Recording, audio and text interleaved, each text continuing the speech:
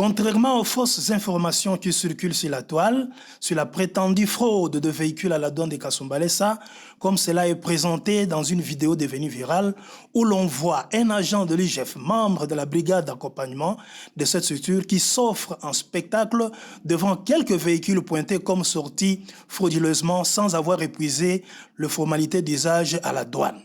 Voilà un peu le travail que nous sommes en train de faire ici dans la ville de Lubumbashi, dans la province de Katanga. Là, nous venons d'appréhender des véhicules neufs qui sont ici, 5 véhicules neufs, totalement sous-évalués et avec des déclarations non liquidées,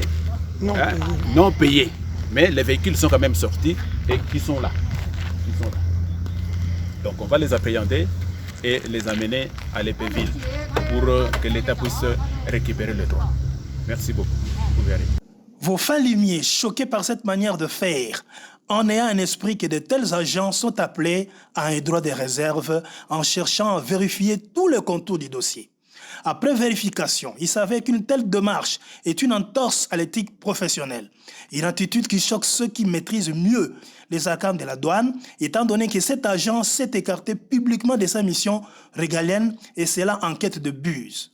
De telles affirmations ne sont pas au préalable exposées sur les réseaux sociaux pour jeter en pâture la réputation des dignes agents de la DGDA qui déploient leurs efforts pour atteindre leur contrat d'assignation mensuelle dans le respect des instructions de leur hiérarchie. Le plus grand péché des inspecteurs de l'IGF commis à la douane de Kasumbalesa est de s'évertuer par zèle de pouvoir à poser des actes administratifs en amont et en aval dans la prise en charge de la marchandise par les agents attitrés de la DGDA. Or, dans ces cas précis, le péché mignon qui fait déborder la vase est que nos amis de la patrouille financière de l'IGF ignorent lamentablement les mesures de facilitation prévues par le code de douane, article 139, crédit d'enlèvement, et de mesures spécifiques visant la fluidité de cargaison à la frontière pour lutter contre toute forme d'engorgement conformément aux instructions du gouvernement central qui lutte pour en finir avec les bouchons sur la nationale numéro 1 et de décongestionner le poste frontalier de Kasumbalesa. C'est dans ce cadre que la RDC avait pris l'engagement solennel de mettre en service le nouveau bâtiment construit à la frontière entre la RDC et la Zambie pour réduire la distance entre les deux administrations douanières de ces deux pays précités. Selon les analyses faites sur terrain, chose regrettable est que nos amis de l'IGF commettent la plus grande flagrance de l'exercice de leurs fonctions, celle de piétiner l'ordonnance numéro 20/16 du 27 mars 2020 portant organisation et fonctionnement qui avait requis la nécessité d'ajuster l'organisation de l'IGF afin de faciliter l'audit, le contrôle et l'encadrement permanent des services soumis à ces interventions,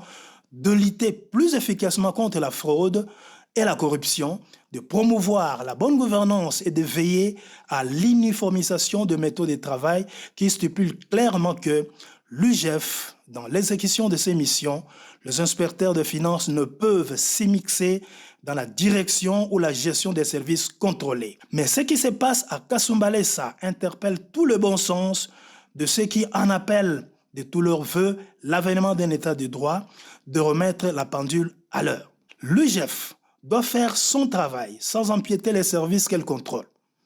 En termes de loi douanière, tous les services habilités peuvent bien sûr, dans le cadre de la recherche des infractions, tomber sur le cas de la fraude douanière.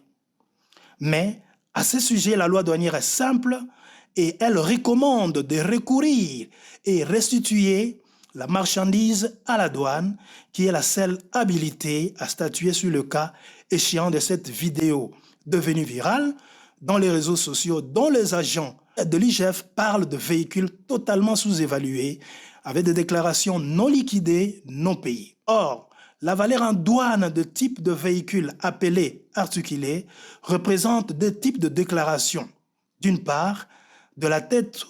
ou cabine du véhicule qu'on appelle communément tracteur par les usagers de la douane.